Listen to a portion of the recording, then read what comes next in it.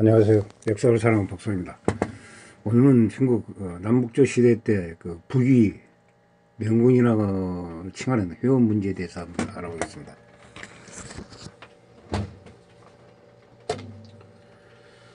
회원 문제는 헌 문제의 장남으로 황흥 원년 8월에 태어났습니다. 회원 문제의 생모인 부인이신 황흥 3년에 자기를 강요당했다고 합니다. 당시 북에는 황후가 아닌 후의 아들을 낳으면 아들이 낳아 항태자로 세워주면 그 경우 그 생물을 죽이는 풍습이 있었다고 합니다. 황후 원년 부왕 헌 문제가 정모 임문성 문명 왕후 풍씨 즉 풍태우가 대열받아가 패하고 풍태우의 압박에 의해 8월 반강제로 탑발과 경위가 양해하게 되었습니다. 당시 허문제의 나이는 겨우 5살이었다고 합니다. 즉위한 뒤 대대적인 사면령을 내리고 연흥이라고 고쳤습니다. 태양태후 풍씨는 헌문제의 시세 때부터 실권을 장악하고 수렴 청정을 하였습니다. 헌문제를 퇴위시키고 헌문제를 즉위시켰을 때는 겨우 5살이었기에 그녀는 다시금 어린 황태자를 세워 수렴 청정을 하였습니다. 이는 태후가 죽을 때까지 계속되었으나 풍태후는 정치적인 수완이 뛰어났습니다. 반란을 시행하고 반독제나 삼장제, 근전제 등의 여러가지 계획을 실시하였습니다. 또한 중앙대장과 지방대장을 분리하는 등 북의 중앙집권화에 힘을 썼습니다. 풍태후는 태화 14년에 사망하였는데 당시 형문제는 풍태후의 죽음을 스포한 나머지 5월 동안이나 식사를 들지 않았다고 합니다. 4개월 동안 정모를 돌보지 않았다고 할 정도였습니다. 이러한 점을 들어 풍태후가 효무제의 실제 생모였을 가능성을 제기하는 설도 존재합니다. 그런데 이런 곤란한 점이 풍태후는 헌문제의 정모고 헌문제의 아버지 때문에 헌문제의 아버지인데 풍태후가 효문제의 어머니라면 헌문제 풍태후 둘이 직접적인 근친상간을 했다는 증거가 나옵니다. 풍태후가 다른 황족 남성 중 누군가 사통을 해서 낳은 아이를 후적으로 헌문제가 자식으로 임명했다는 것으로 보이고 그렇게 되면 헌문제는 자기 이복형을 아버지라고 부른 셈이 됩니다. 이 역시 난감해진 사건입니다. 490년 풍태후가 죽자 친정을 시작하였습니다. 이전 남북조 시대에서 가장 풍요하고 핵심적인 정책 중 하나입니다. 역사상 고조 효 문제를 가장 잘 나타낸 여백이라고 합니다. 효 문제는 환화정체라고 불리는 일련의 대계획을 시작하였습니다. 이는 산문적이 적극적으로 한문화를 보는 것이었습니다. 이런 정책을 걸친 이유는 선비적이 포함 즉 선비족, 흉노족, 저족, 갈족, 강족은 관료제에 입각한 국가를 경비한 적이 없었습니다. 나라를 세워도 금방 분열되었습니다. 망해버려 결국은 망하게 되었습니다. 이들은 서전이 악화를 탐다 북정국이 정복할 수는 있었습니다. 문명의 윤문민 정복자들이 이전의 한족 왕조들처럼 정교한 관료제를 유지하기는 힘들었습니다. 결국 이들은 세운 왕조는 휘목구시로 운영되다가 단명하고 망하고 말았습니다. 특히 북조에서는 한족에 의한 농민 반란이 계속 일어났습니다. 이는 유명민 출신 지배층이 농업경제에 대한 몰래 의도치 않았든지 간에 지나친 착취 정책을 펼쳤기 때문입니다. 선비적 출신 효문제는 이런 문제점을 깨닫고 정권을 안정하기 위해 한문을 배교하고 유교 및 불교의 소양을 익히게 하였습니다. 이렇게 해서 선비족이 세운 나라인 북위는 유목민족인 오호가 세운 나라 중에 가장 오래 지속되었습니다. 하나된 선비족이자 지역 군벌 집단이 소위 관농 집단은 전 중국을 통일하고 당나라 시절까지 지배층으로 군림하게 되었습니다.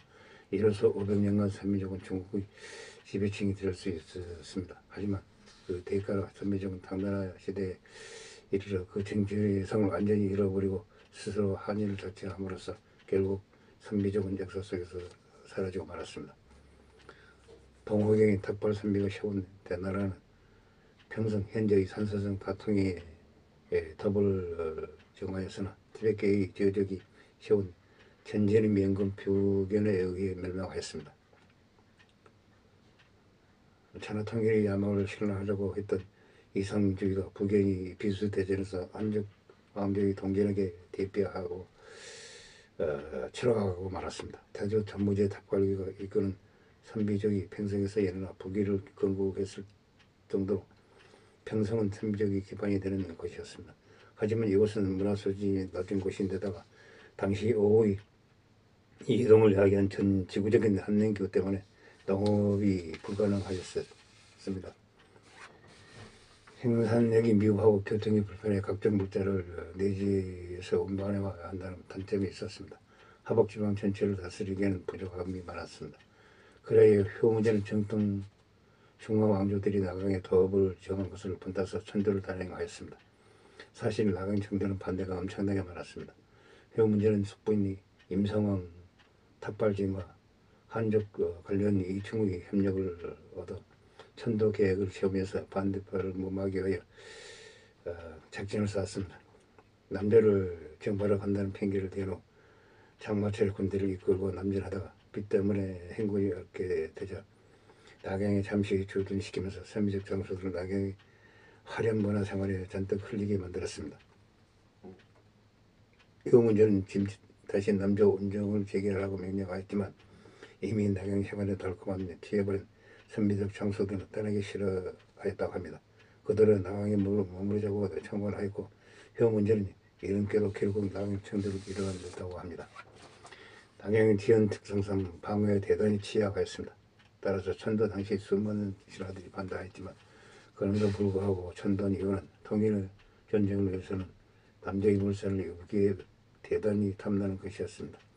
또한 이때쯤 되면 북위도 중원을 계승했던 의식을 갖게 되어 독일 전쟁에 나서게 되었습니다. 또한 후한의 수도이기도 했던 낙양을 수도로 삼는다는 것 자체가 하나 정책의 성격을 부여하기 때문이라고도 볼 수 있습니다. 호한강 결혼 장녀 효문제 본인 자신도 혼혈하였습니다. 모계가 풍태우가 흔적이었습니다. 호성을 한성으로 개변, 부부의 항실 식조명을 탁발시에서 한성인 원으로 고쳤다고 합니다. 하지만 이에 대한 반발은 극심하였으며 결국 북주 3대 고종 무지 운문롱의 지세 때를 한성으로 개변하던 그것을 다시 호성으로 되돌리는 정책을 실시하였습니다. 호석과 호고 금지 선비적의 고유와 고유 풍속을 금지하고 한화와 한족 풍습을 따르게 하였다고 합니다. 다만 이는 사실상 지켜지지 않았으며 성족 분쟁 시족이 달면 다르게 살게 하였습니다. 이는 시족 연맹을 형성하여 왕권에 도전하는 것을 방지하는 중앙진권화 정책이기도 하였습니다. 서교 제천 금지 서교 제천은 선비적 그의 제천 이식이었습니다. 선비족은 한족과 다른 고유의 민족 신앙을 가지고 있었으나 이 문제는 이런 고유 신앙을 금지하였습니다. 또한 공자매로 대대적으로 보수하였으며 이는 국교 유교로 바꾼 것이었습니다. 관제개혁에서 원래 선비족을 비롯한 유명민들은 부족 그 자체이기 때문에 부족장의 대표에 불과했던 관계는 관한에 회약하여 있고 할 수 있는 일은 거의 없다시피 하였습니다. 한족은 전통적으로 왕권이 엄청나게 강화했습니다. 티발할 수 있는 국가적 연명이 확연히 달랐습니다. 그러므로 선비적의 한족을 모방에 따라서 한권이 엄청나게 신장되었다고 합니다. 그래야 북조가 중국식으로 나라를 다스릴 수 있게 되었습니다. 효문제는 직접 농사를 시범삼아 지어서 일목생활을 하던 선비족에게 농업의 중요성을 보여주었습니다. 한화 정책은 결과적으로 선비족을 한화 선비와 비한화 선비로 나눈 결과로 나왔습니다. 낙경 청도로 인해 황제를 따라 이동한 한화 선비족은 중앙 권력을 독점하게 됐지만 천도를 반대하며 원래 있던 곳에 남아있던 비한화 선비족은 그대로 입지를 잃게 되었습니다. 이와 함께 효 문제를 기세에 주목해야 할 점은 바로 문명왕후 작정하에 실시된 삼장제와 군전얘기 실시였습니다.